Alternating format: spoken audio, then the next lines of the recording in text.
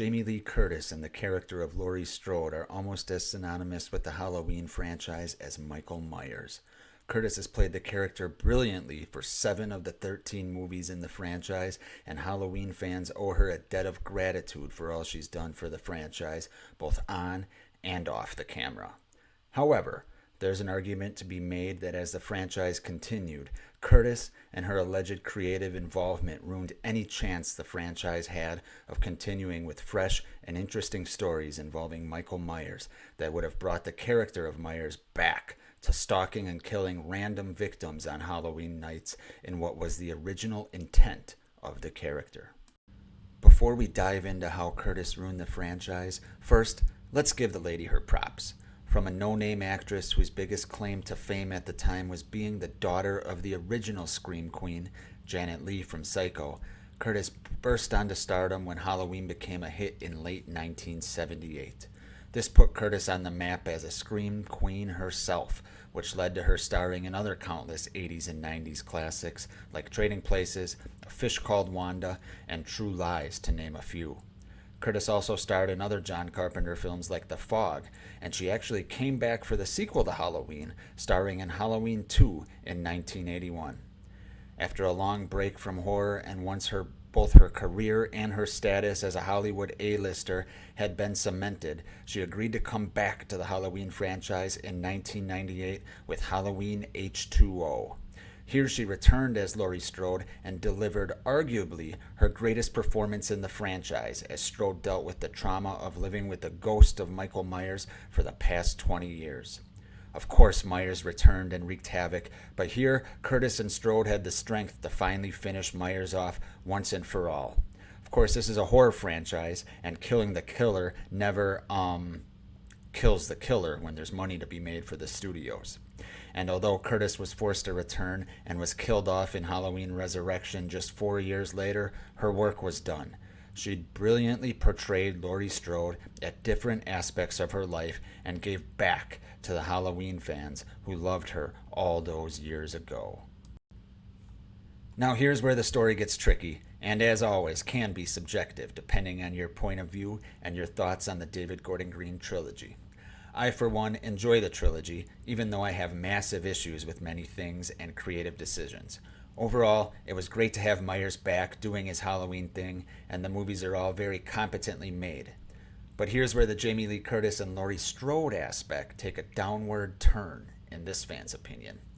Speaking of fans, if you too are a Halloween fan, and I can only assume you are if you made it this far, please consider subscribing to the channel for more crazy Halloween talk. Alright, back to it. As most know, at some point around 2017, David Gordon Green and Danny McBride, yes, that Danny McBride, came to John Carpenter with an idea for a Halloween sequel. This idea involved bringing Michael Myers back again to kill on Halloween night. Wait, that's not very original, is it? Well, the idea was to ditch the famous brother-sister storyline that first appeared way back in Halloween 2, 1981, which Carpenter infamously thought up while drinking, and I quote, a 6-pack of beer, and has hamstrung the franchise ever since. Green and McBride wanted to bring Myers back, but this time he'd be stalking and killing at random, just like the original, and not chasing down his family members with a classic butcher's knife. Carpenter was all in, and even agreed to do the score for the film. Here's where it gets interesting and convoluted, though, because at some point between putting pen to paper, Curtis was signed on to the film. Whether it was the studio wanting to get the band back together to sell this movie to the box office and convincing Curtis, or something else entirely, Jamie Lee Curtis and Laurie Strode were back in the franchise.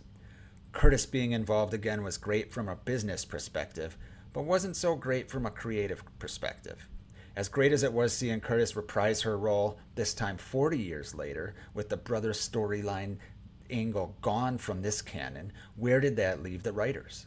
How could the franchise move on from Myers stalking his family, yet still be going after Laurie Strode? Well, the writers found a way, and it was, well, stupid. See, instead of having Strode portray a new version of Dr. Loomis who is hunting down Myers, the writers decided that they must have their cake and eat it too. They made Strobe's obsession with Myers on par with Loomis's, and she was hunting him like Loomis, but they decided, or maybe they were forced to, have Laurie be the final girl once again. This is the most famous Scream Queen of all time, so I understand. However, it hamstrung the trilogy in so many creative ways.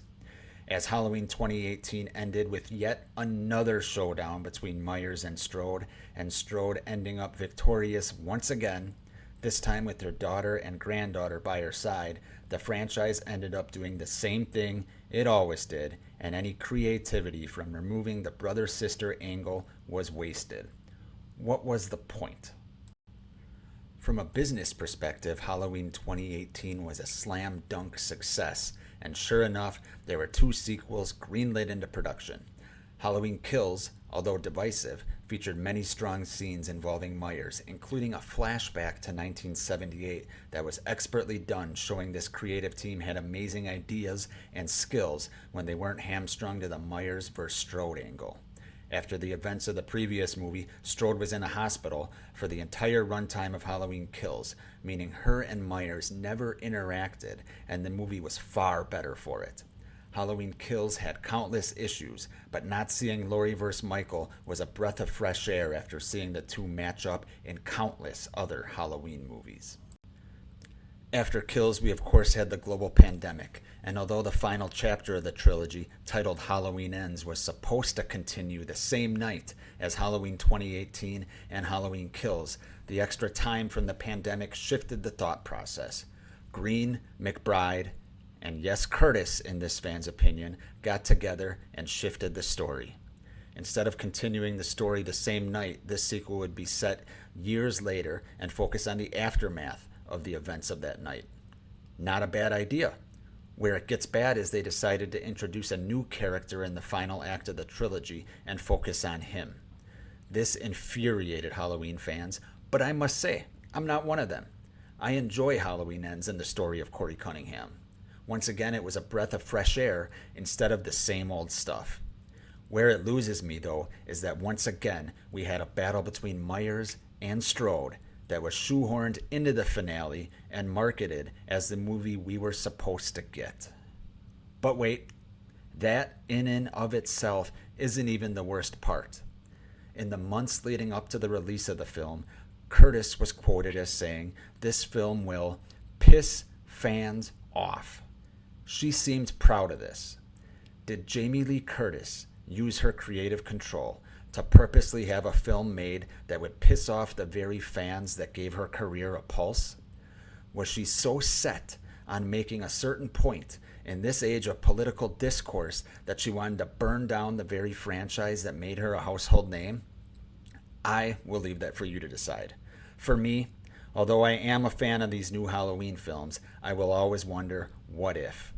What if Curtis didn't sign on to Halloween 2018? Would Halloween 2018 even have been a hit? If not, would we even have gotten 2 more films? I don't know. But I can't help but wonder all the interesting Michael Myers stories we could have gotten if it wasn't reduced to, once again, Myers vs. Strode.